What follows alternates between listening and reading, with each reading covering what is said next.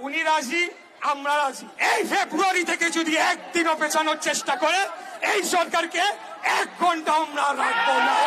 জানেন, এই নতুন দল এনসিপি, তারা প্রথম ঘটনাটি হলো তারা সারা দেশব্যাপী তাদের প্রচার প্রচারণা করছে। ভালো কথা।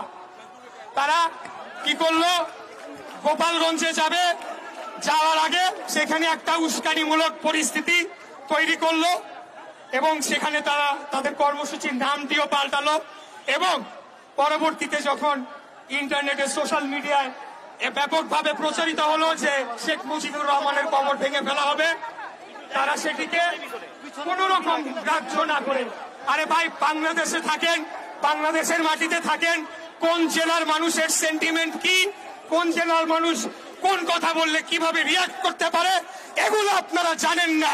আপনারা রাজনীতি অনেক দূরের কথা, আপনাদেরকে প্রাইমারি স্কুলে পাঠায় দেওয়া দরকার। এরপরে তারা কি করলো, রাষ্ট্রীয় নিরাপত্তা বাহিনীর সহযোগিতা নিয়ে গায়ের জোরে রাষ্ট্রীয় বাহিনীর সাহায্য সহযোগে তারা সেখানে নিজেদের বাহাদুরি দেখানোর জন্য গোপালগঞ্জে গিয়ে তারা জোর জবরদস্তি করে একটা পরিস্থিতি তৈরি করলো। আপনারা মুজিববাদ হটাতে চান, বাংলাদেশে তো অনেক জায়গা আছে, ওইখানে গিয়ে কেন আপনাদেরকে গোলমাল সৃষ্টি করতে হবে, সেটাই আজকে জনমনে প্রশ্ন উঠেছে। এরা জানে নির্বাচন হলে তারা 1-2টা আসন পাবে কিনা তার কোনো ঠিক নাই। 1991 সালে ঢাকা শহরে জামাতে ইসলামীর 7টি আসনের 7টিতে তারা জামানত বাজেয়াপ্ত হয়েছে। এই জামাত শিবির, এনসিপি, এরা সব একই সূত্রে গাঁথা।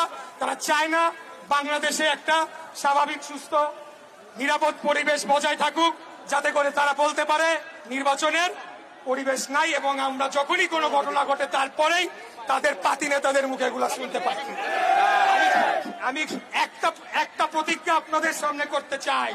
আমাদের নেতা প্রথমে ডিসেম্বর বলেছিলেন, পরবর্তীতে বর্তমান অন্তর্বর্তীকালীন সরকার প্রধানের সাথে আলাপ আলোচনা করে আমরা জানতে পারি ফেব্রুয়ারিতে উনি রাজি হয়েছে।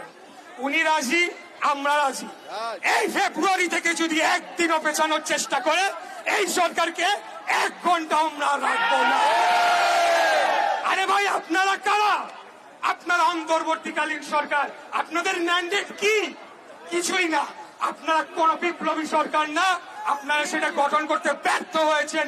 বর্তমান সংবিধানের আলোকেই আপনারা একটা সাংবিধানিক সরকার, সেটা সুপ্রিম কোর্টের রেফারেন্স নিয়ে গঠিত করা হয়েছে। অতএব এখন এসে যদি আপনারা সংবিধান পরিবর্তন করতে চান, পিআর পদ্ধতি করতে চান, এগুলা বাংলাদেশের জনগণ মানে না, মানবে না। পিআর পদ্ধতি মানে কি আমি জানবই না, আমি কাকে ভোট দিচ্ছি, কিন্তু এমপি পাঠাই দিবে কেন্দ্র থেকে। এইসব বন্ধ করেন। আমি আবারও বলছি, বাংলাদেশ জাতীয়তাবাদী দল বিএনপি একটি গণতান্ত্রিক রাজনৈতিক দল। আমরা দীর্ঘদিন লড়াই সংগ্রাম করেছি শুধুমাত্র একটা সুষ্ঠু সঠিক নির্বাচন ব্যবস্থার জন্য। কেন এই নির্বাচন ব্যবস্থা? যাতে করে বাংলাদেশে যখন রাষ্ট্র ক্ষমতার পরিবর্তন হবে সেটা যাতে একটা শান্তিপূর্ণ প্রক্রিয়া হয়। এই শান্তির জন্য আমরা লড়াই করেছি, সংগ্রাম করেছি। আমাদের ইলিয়াস আলী চৌধুরী আলম গুম হয়েছে, বহু ছাত্রের তারা ক্রসফায়ারের শিকার হয়েছে, শত শত হাজার হাজার গুম হয়েছে এবং আমরা এই গত 24-এর গণঅভ্যুত্থানে আমাদের 140-এর উপরে শুধুমাত্র ছাত্র দলের ভাইয়েরা জীবন দিয়েছে।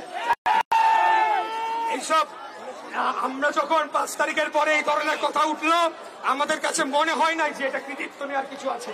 আমরা মনে করেছি এই আন্দোলনটা ছিল আমাদের ইমানি দায়িত্ব, বাংলাদেশকে একটি স্বাধীন সার্বভৌম রাষ্ট্র হিসেবে গড়ে তোলার জন্য আমরা আমাদের দায়িত্ব পালন করেছি। কৃতিত্ব নেওয়ার কিছু নাই এখানে। আমরা আবারও বলতে চাই, আমাদের যে অভীষ্ট লক্ষ্য সেখানে আমরা এখনো পৌঁছাই নাই। এখন আমরা গণতন্ত্রের জন্য লড়াই করছি। আপনারা মিষ্টি কথায়, সুন্দর কথায় ভুলবেন না। আপনারা দেখছেন প্রতিনিয়ত নতুন নতুন ঘটনা তৈরি করা হচ্ছে, দেশকে অস্থিতিশীল করা হচ্ছে। নিকফোর্ডের ঘটনাটা একটা বিচ্ছিন্ন ঘটনা, একটা ব্যবসায়িক দ্বন্দ্ব, কিন্তু সাথে সাথেই এই জামাতের নেতারা কি করলো, সরাসরি তাদের রাস্তার নেতা কর্মীদের লেলিয়ে দিল আমাদের নেতার ব্যাপারে কথা বলার জন্য। তারপরেও আমরা কিচ্ছু বলি নাই, আমরা ধৈর্য সহকারে শুনেছি। আমরা আজকে যেটা করছি শান্তিপূর্ণ, গণতান্ত্রিক, প্রতিবাদ কর্মসূচি, ঠিক আছে, আমরা কিন্তু অন্য লাইনে হাঁটি নাই, আমরা হাঁটতে চাইও না, দেশকে অস্থিতিশীল করতে চাইও না। আমরা আরেকটি কথা যেটা বলবো,